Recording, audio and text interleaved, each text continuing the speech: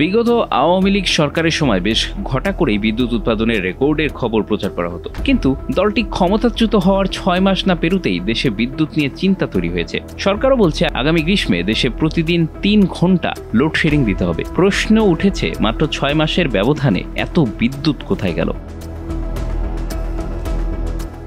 আওয়ামী লীগ ক্ষমতাচ্যুত হওয়ার মাত্র 3 মাস আগে 30শে জুলাই 16,477 মেগাওয়াট বিদ্যুৎ উৎপাদনের মধ্য দিয়ে দেশের ইতিহাসে রেকর্ড তৈরি করে বিদ্যুৎ বিভাগ। দেশের সকল গণমাধ্যম বেশ ঘটা করে সেটি প্রচারও করে।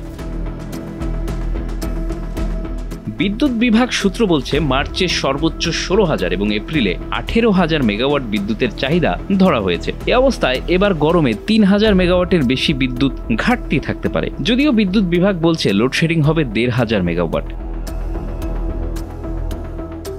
সংশ্লিষ্টরা জানিয়েছে, সংকটের মূলে রয়েছে জ্বালানি সংকট, বেসরকারি বিদ্যুৎ কেন্দ্রগুলোর বকেয়া পরিশোধে বিলম্ব, বিপুল পরিমাণ দেনার বোঝা এবং ডলার সংকটের কারণে হিমশিম খাচ্ছে বিদ্যুৎ বিভাগ। তাই সক্ষমতা থাকার পরেও যথেষ্ট বিদ্যুৎ উৎপাদন করা সম্ভব হচ্ছে না।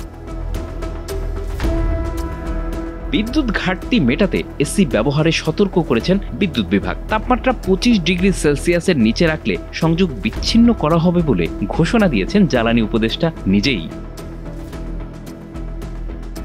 5 থেকে 6,000 মেগাওয়াট বিদ্যুৎ লাগে এসি চালানোয়। এসির তাপমাত্রা 25 ডিগ্রির উপরে রাখলে 2 থেকে 3,000 মেগাওয়াট বিদ্যুৎ সাশ্রয় করা যাবে। রমজানে বিদ্যুৎ পরিস্থিতি স্বাভাবিক রাখতে ইতিমধ্যে বেশ কিছু উদ্যোগ অবশ্য নেওয়া হয়েছে ইউনূস প্রশাসনের পক্ষ থেকে। এর মধ্যে রয়েছে বড় বড় কয়লা ভিত্তিক বিদ্যুৎ কেন্দ্র চালু রাখা, ভারতের আদানি পাওয়ারের 2টি ইউনিট থেকে বিদ্যুৎ সরবরাহ করা, এছাড়া অন্যান্য নিয়মিত যেসব বিদ্যুৎ কেন্দ্র থেকে উৎপাদন করা হয় সেগুলো তো আছেই। তবে আসন্ন গ্রীষ্মে বিদ্যুতের চাপ সামলাতে এখনই নতি স্বীকার করে নিয়েছে সরকার। বিদ্যুতের ব্যবহার 15% পর্যন্ত কমিয়ে গ্রীষ্মের চাপ মোকাবেলা করতে চায় সরকার। শীতে মৌসুমে দেশে বিদ্যুতের চাহিদা থাকে 9,000 মেগাওয়াট, কিন্তু গ্রীষ্মে এ চাহিদা বেড়ে দ্বিগুণ হয়ে যায়। বিদ্যুৎ বিভাগের পক্ষ থেকে জ্বালানি সাশ্রয়ী বাল্ব, ফ্যান ও হোম অ্যাপ্লায়েন্সের ব্যবহার বাড়ানো, এসির তাপমাত্রা 25 ডিগ্রি সেলসিয়াস বা তার বেশি নির্ধারণ, সৌর বিদ্যুৎ চালিত সেচ যন্ত্রের ব্যবহারে উৎসাহিত করা, শিল্পে বয়লারের দক্ষতা ও ফার্নেস তেলের ব্যবহার বাড়ানোর উপর জোর দেওয়া হয়েছে। Bangla affairs, news desk.